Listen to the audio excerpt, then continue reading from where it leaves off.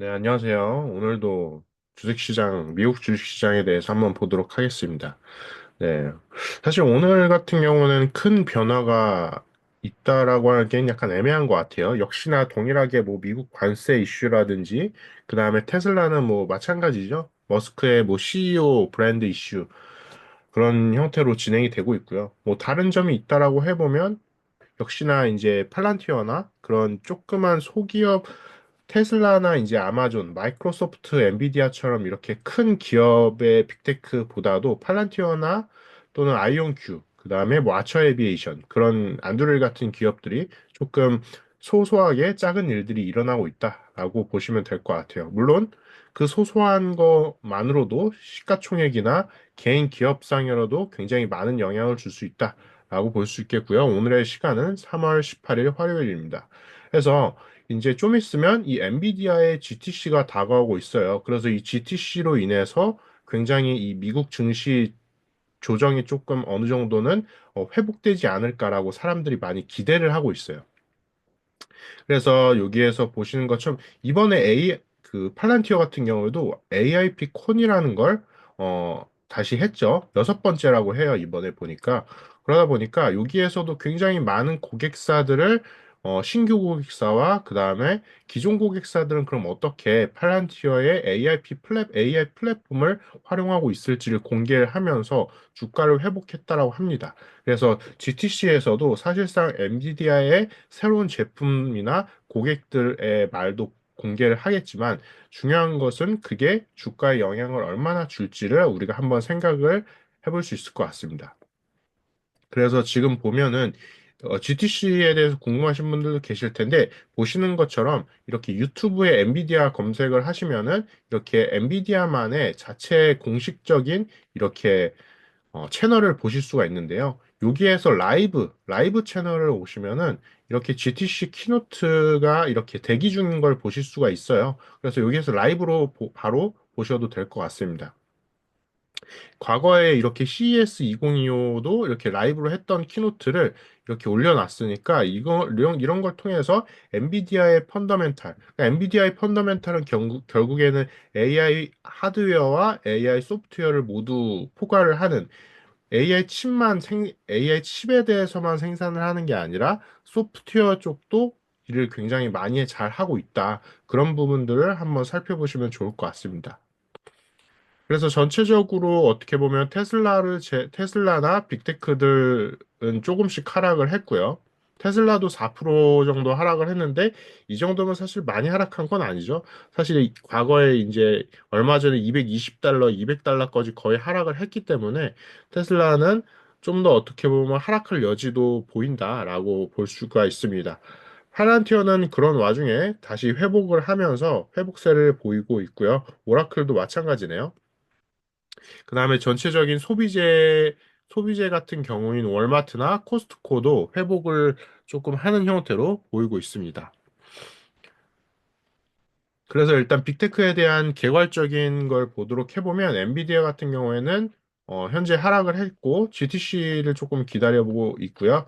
테슬라 같은 경우도 하락을 했습니다. 그래서 테슬라는 뱅크 오브 아메리카가 투자 의견을 하향 조정했다라고 합니다. 그래서 그런데도 투자자들이 FSD하고 로보택시, 그러니까 결국에는 이 장기적인 전망에 대해서 우리가 굉장히 많이 고민을 하고 있다라고 볼 수가 있습니다. 근데 그 장기적인 전망과 그다음 중국에서의 판매량에 대해서 계속해서 어떻게 보면 걱정을 하시는 분들도 계실 거예요. 그래서 그 판매량에 대한 것도 계속 나오게 되면은 함께 살펴보도록 하시죠. 그다음 팔란티어 같은 경우는 이번에 상승을 했습니다.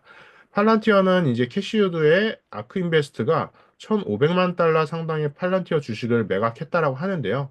그런데도 팔란티어 같은 경우에는 어떻게 보면 수익이 명확하게 나고 있죠. 그래서 팔란티어가 어떻게 보면 테슬라와 유사한 부분도 있고 다른 부분도 있는데 이 겉으로 봤을 때 다른 부분이라고 하면은 수익이 좀 더 명확하게 나고 있고 새로운 신규 계약들이 맺어지고 있다. 근데 여기에서 다른 부분이 있다라고 해보면 테슬라는 상업적인 부분에 대해서 현재 중국 판매량이나 북미 판매량이 조금 애매한 부분이 있는데 팔란티어는 그 상업적인 판매에 있어서 신규 고객들이 계속해서 들어오고 있다. 근데 여기에서 잘 생각해 봐야 될 건 테슬라는 사이즈가 좀 더 크다라는 거예요. 그러니까 판매하는 제품이 무엇이냐라고 봤을 때 테슬라는 어떻게 보면 하드웨어와 소프트웨어, 그러니까 FSD와 그다음에 자동차 이 두 가지가 모두 결합된 걸 판매를 하고 있고 그리고 에너지, 메가팩 팩토리를 통해서 에너지까지 판매를 하고 있죠. 그러니까 우리가 기존에 판매하기 어려웠던 굉장히 어려운 것들을 판매 대상으로 삼고 있어요. 근데 한번 판매가 잘 되면은 굉장히 판매 금액이 큰 거죠. 근데 팔란티어 같은 경우에는 하드웨어가 아니라 소프트웨어만을 판매를 하고 있어요. 그래서 제2의 오라클이 될 것이다, 뭐 제2의 세일즈포스가 될 것이다, 그런 얘기를 하는 것도 팔란티어가 판매하는 그 소프트웨어가 굉장히 경쟁력 있고 그런 부분이 있지만 테슬라와는 다르게 상대적으로는 판매하기가 조금 수월할 수 있다라고 볼 수가 있어요. 그렇기 때문에 팔란티어가 현재 계약을 많이 맺고 있는 부분이 어떻게 보면 조금 경쟁력이 있으면서도 그런 판매 어려움이 조금 상대적으로 덜하다. 물론 그 부분에 있어서는 정부 사업의 영향도 굉장히 크다고 볼 수 있어요.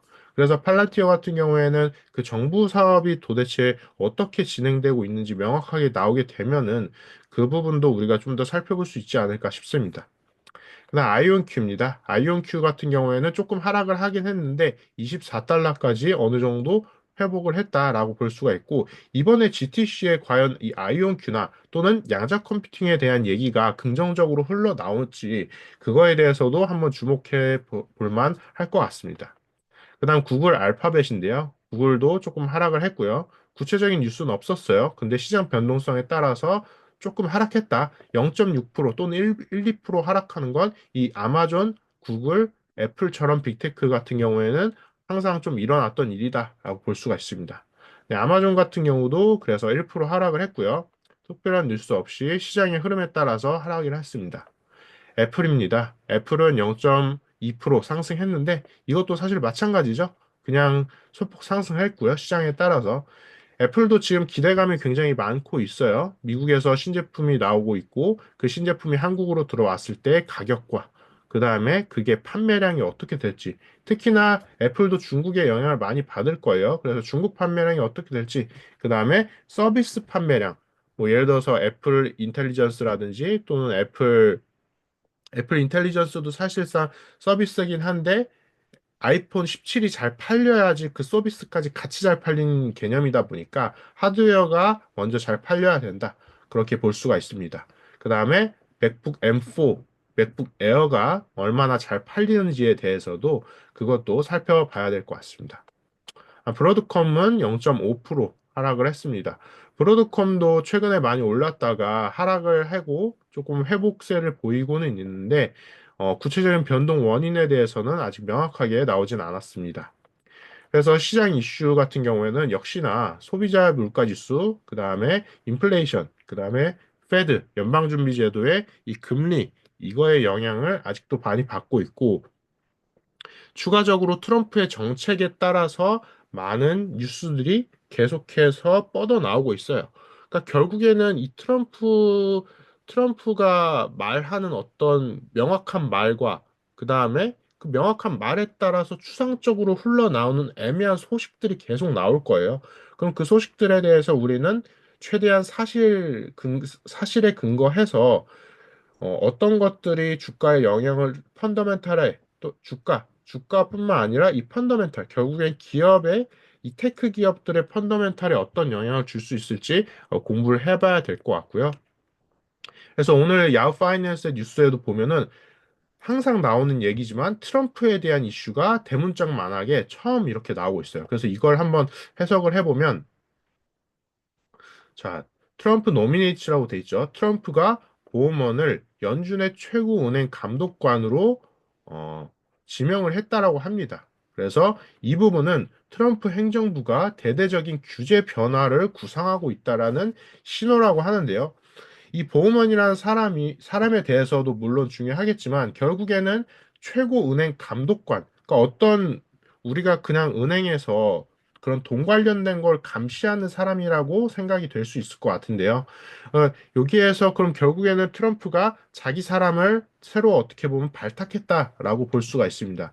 그럼 여기에서 최근에 머스크가 하고 있는 그 도지, 결국에는 미국의 돈을 굉장히 아끼려는 정책이죠. 그 부분에 대해서도 영향을 줄 수 있기 때문에, 이 부분이 과연 이제 미국 증시에 어떻게 줄지에 대해서도 살펴봐야 될 것 같고요. 그 다음에 또 큰 뉴스들을 봐보면, 알파벳이, 스타트업 위즈를 구매하기로 했다. 어, 여기 30 빌리언 달러라고 되어 있네요. 굉장히 큰 금액이죠. 그래서 여기에서도 보실 수 있다시피 구글도 AI 기업에 대해서 스스로 하는 것도 있지만 인수를 통해서 어떻게 보면 기회를 모색하는 것도 있다. 그 다음에 두 번째로 좀 큰 뉴스도 봐보면 AI 고어 벤처가 겟했다. 175 밀리언 달러를. 여기 뭐 칼스타라고 돼 있나요? 그 다음에 마이크로소프트도 캐시를 충전하고 있다. 그러니까 결국에는 기업들이 지금 가장 이 테크 기업들이 어떤 거, 특히나 이 아마존, 구글, 애플 같은 빅테크 기업들은 어떤 걸 하고 있냐? 한번 생각을 해보면 돈을 모으고 있거나 또는 조금 잘 나가는 또는 괜찮은 AI 스타트업 기업들을 계속해서 인수를 하고 있어요. 그러니까 스스로 개발하는 것도 분명히 있겠지만 인수를 빠르게 함으로써 좋은 기업들을 인수함으로써 그 좋은 기술을 빨아들인다라고 볼 수가 있어요. 그럼 팔란티어 같은 기업들은 그러니까 상대적으로 작은 팔란티어 같은 기업들은 자기만의 기술을 있기 때문에 그 기술을 갖고 파트너십을 맺는다던가 그런 식으로 일을 진행하고 있죠. 그래서 팔란티어의 공식 뉴스도 봐보면 어, 팔란티어의 와프 스피드가 엑셀러레이트 하고 있다. 어나운스 6 new customer. 그러니까 새로운 커스토머한테 이 와프 스피드를 제공을 하고 있다라고 볼 수가 있죠.